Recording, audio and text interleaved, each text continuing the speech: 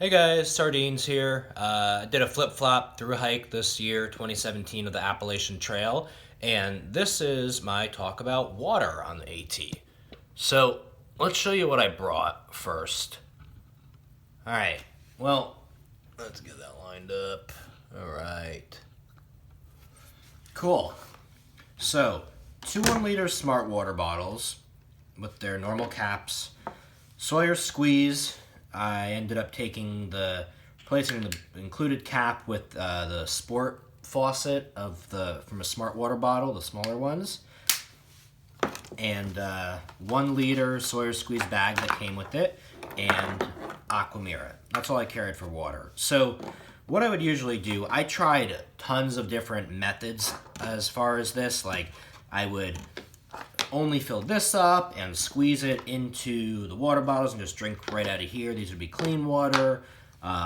Then I eventually switched to filling these up with dirty water and attaching the Sawyer Squeeze to this bottle right here, and then just drinking directly out of this. I found that worked best for me to save me a lot of time from squeezing. But I experimented with different things, and I even used other water filters. I used a pump water filter for a little bit. I only used Aqua Mirror for a little bit, and I just found what worked for me. I didn't end up with my final strategy into the last few hundred miles, so you just take your time. You learn as you go. So this bag worked great. Sometimes you might have to end up replacing one at one point. Mine developed a little hole in the bottom after a while, but it is what it is. You use this guy. Use the built-in cap right here. So what I would usually do is I would, most of the time I would carry 1 liter of water or 2 liters of water. I vary that just based on preference. Like, sometimes I just want to carry a little bit of weight and I would just use 1 liter, and then I would just fill up each time I kind of got to a water source. But I ended up wanting to just carry 2 liters, deal with the weight, and then maybe fill up once at lunch and then once at the end of the day. So that's what worked for me. And what I would do when I was getting near camp is I would fill up all 3 liters right here, and that way I would do that as if I'm camping by a water source, do that right before I start unpacking, or and I would even sometimes, if I'm camping not near a water source, fill up and hike a few miles carrying 3 liters. And I found 3 liters was enough for me to get through the night. I would basically use 1 liter for dinner, 1 liter for breakfast, and I'd have a liter to go with me in the morning as I hike out. And of course, I would check my guidebook to make sure there's enough water sources throughout the day. Let's see what else I can talk about here. So I would fill up basically this with dirty water, and the Sawyer Squeeze threads perfectly onto this. So I would basically just squeeze there's still water in there. Just squeeze the water out here and drink right out of it. The only downside is, as you squeeze, this gets smaller, and you have to burp it to let the air back in. I've also heard after some use, these O-rings will get worn out and you have to replace them. But I've heard you can get them in hardware stores. I think they're standard hose gaskets, so check into that.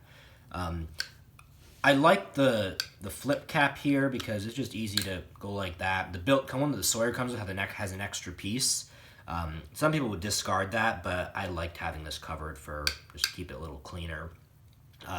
Thing I didn't like about this is it does not make a perfect seal on this like the built-in one does.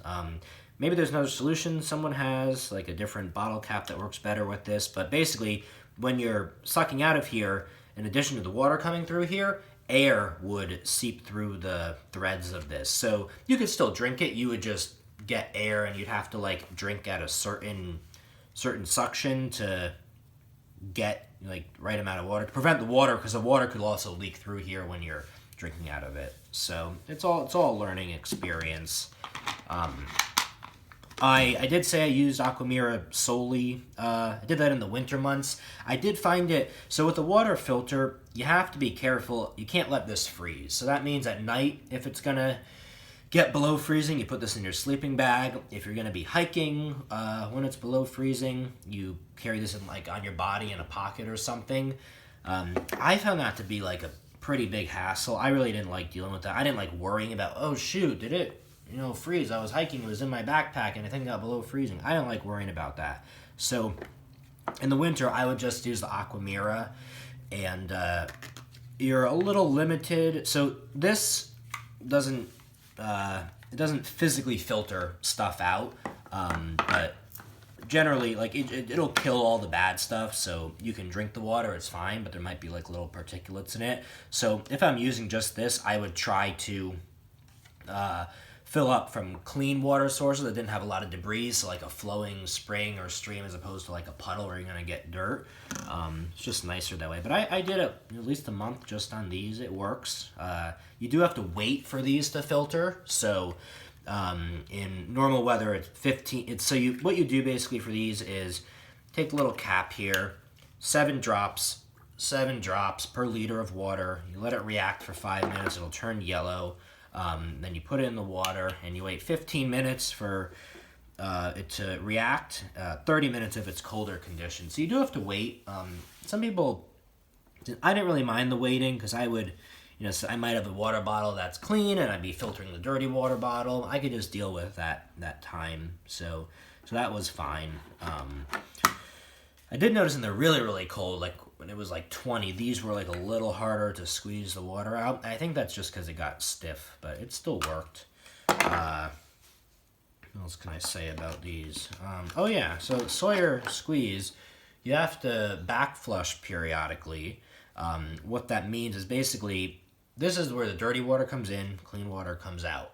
So the dirty, all the stuff you're filtering out will eventually sort of like clog up this intake right here. So you have to flush water through it every once in a while to do that. So the nice thing about carrying one of these is you can take it off and you can flip it on right onto this thing here. And then you could take your water bottle and, cap off and squeeze clean water through, and that would push all the dirty water out. So that worked out perfect. You don't need to carry that syringe that the Sawyer comes with. And also a lot of hostels will have that syringe there, so you can just use that when you get there. But you don't have to back flush just when it kind of slows down. I did it every, week or maybe even more, every week or two, something like that. Just a little talk about, so this is what most people carried on the trail, like, 80-90% carried the Squeeze here. Not everyone carried Aqua Mirror, some people did. They also make tabs that are more expensive but lighter, do the same thing. This basically will filter out bacteria. These, which is the majority of the risk on the AT, doesn't kill viruses though. So these chemicals, they will also kill viruses. So when I was using this, I would use this most of the time, and if it was like a sketchy water source, if it was like a standing puddle, which is very rare, I would treat it with this also to be a little safer. So these smart water bottles, they will last a long time. You could probably even use one the whole hike, maybe not, maybe like half, but I switch mine out every once in a while. I just like that, especially if you're doing this method here and you're squeezing this, you're gonna wear it out a lot quicker. These are very durable. So this worked out excellent for me. I think that's it. I can't really think of. Oh yeah, water sources on the AT. There's water. Let me angle this up so you can see me. So I didn't have any issues with water on the AT. There is, it should stay. All right. There's plenty of water. Most of the time, so you have a guidebook. It shows you where the water is. It shows you whether it's reliable, unreliable. It's generally not an issue. You can generally get by carrying 1 liter. It's 80% of the time, 90%. And you'll hear from people if there's like a dry stretch, and sometimes trail angels will leave water where there's a dry stretch. But most of the time, what you're getting water from is probably like a pipe spring. So a spring is when the water comes right out of the earth. You can see it coming out, and a lot of times they'll be at a shelter or different places along the trail. And sometimes the trail maintainers will put a pipe in the earth, so it just gives a nice little pory spout, and you can just put your water under it and fill it up. Sometimes you'll be getting water from like a fast-moving stream, a creek. Generally, the less water flowing, the safer it is. Because if you think about it, like higher elevation water is better because you've got it. It's up high. There's not a lot of stuff, less risk of bad stuff getting into it, and that would be like a dead animal or like feces. So the lower down you go, you start getting like, bigger streams, creeks, and eventually like rivers down at lower elevations. So it's all like more stuff feeding in, and then you have more risk. So it's still, you're generally fine, but like a big river moving through a town, you really don't want to drink from that.